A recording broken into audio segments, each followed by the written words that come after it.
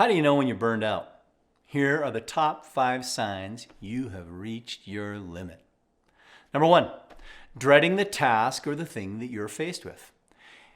Have you had a job where when you wake up in the morning, you are filled with such utter dread that you just want to roll back into bed and cover your face and let it all disappear?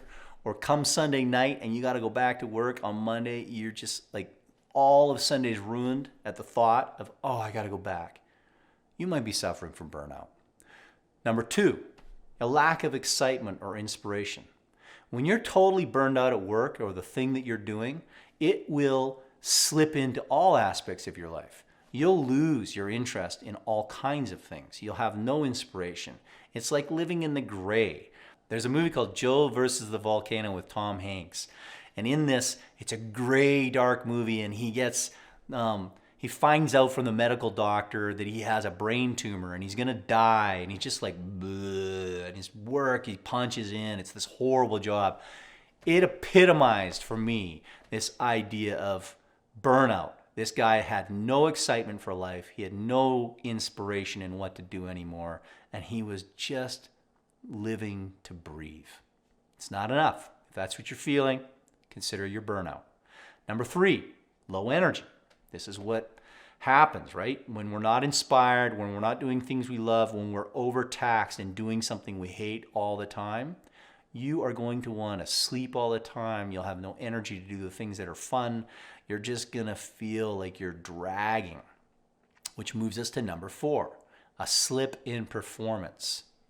Man alive, it is hard to keep yourself generating good, productive work when you're burned out. You can't. Your mind isn't there. Your body isn't there. You are just checked out. You're going through the motions, and your performance will note that. You'll see it. You know when it's happened. Maybe it's happening right now. If that's going on and you can't readjust yourself by doing something else, figure out what you need to do. Get yourself into a place where you can recoup, regroup, and attack life with the energy you can bring when you're happy. And the 5th one, feeling trapped. Do you feel like there's no escape? Do you feel like if I quit this job, I can't take care of my family? If I quit this job, I'm a failure? Whatever it is that you have created in your psyche that says, I'm trapped, I have to keep doing this, and you're whipping yourself into that place, that's an imprisonment of burnout that only you can free yourself from. So, quit feeling trapped and look at what it is that's making you feel that way and change it. These are the things you can do. And I have an example of this, and it's hard to do sometimes. We often take a job. Most frequently, people will take work, and even if they hate it, they keep working because the need for money and their fear of not having it keeps them stuck taking that little piece each day, that paycheck every 2 weeks or whenever it is you get paid, so that you can survive. Instead of considering the fact you're doing something that cannot help you, and then you can't thrive because none of your real talents are being used. You're just grinding it out, just wishing you had something better, but you don't even have the energy to chase something else because you're trapped, you're stuck. All of these things build up and keep you in that space. And I'll tell you a story. When I was working for a company, I had a buddy of mine, a really good friend that I had hired, and he was working for me managing a specific division. And we got along great. I liked this guy. He was funny. He was engaging. We could go out for lunch, have a great time, laughing our heads off. We hung out after work at times. And he wasn't getting his work done. And I had to sit down and talk to him and find out, hey, what's going on, man? And these are issues. We have deadlines. We are expecting this stuff to be ready by here. If it's not ready by here, we have some real problems with production. So I got to get this done. Can you do this? You know, I'm just having a candid conversation. Yeah, I can do that. I'm like, dude, it's really important. If you can't do it, let me know. We can figure something else out.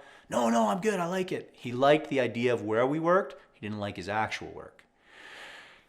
He didn't meet his deadlines. He didn't do the stuff, so I had to write him up.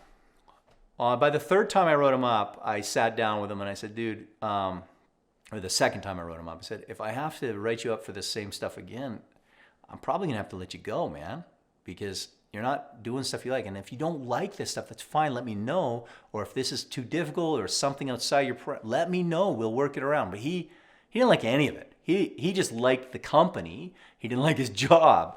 And he wasn't capable of distinguishing himself between the two. I could see he was burned out on his work. I could see he had no interest and it was killing him. He was doing day trading and all kinds of stuff at work at the time. But he was not being successful at what I needed him to be successful at. And sure enough, the third time he failed to meet the deadlines and get everything done, I had to fire him. And it was hard. I'll never forget, that was the first time I'd fired a friend. And it was not something I was looking forward to. It was not something that was comfortable. And as I watched my friend, and I fired him, and he was crying. He was shocked that I would do this. And he was upset with me.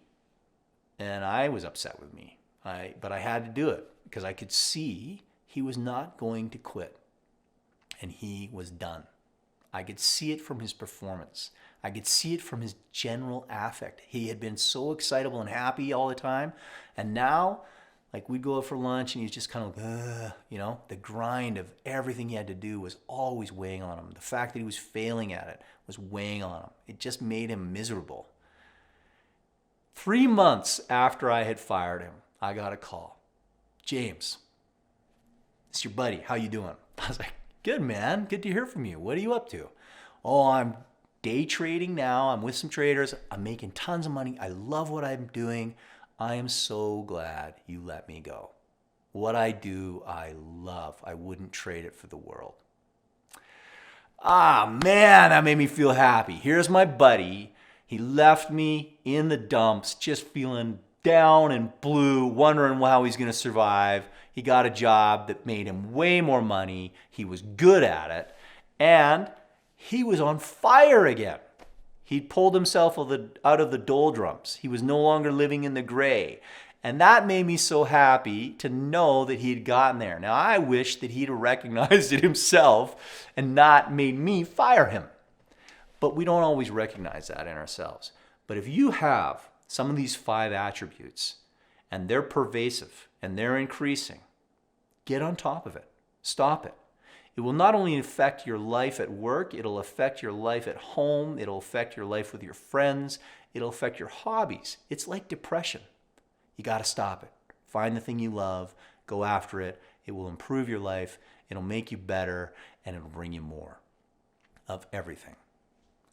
Anyway, if that's what you're at, I'd love to hear what you're doing to deal with the burnout or how you overcame it. And stick around. We got another video coming up, how we can face the future without fear. That may be something you want to know about if you're about to quit your job due to burnout. Like, subscribe, follow. I'm James Burnham. Thanks for joining me.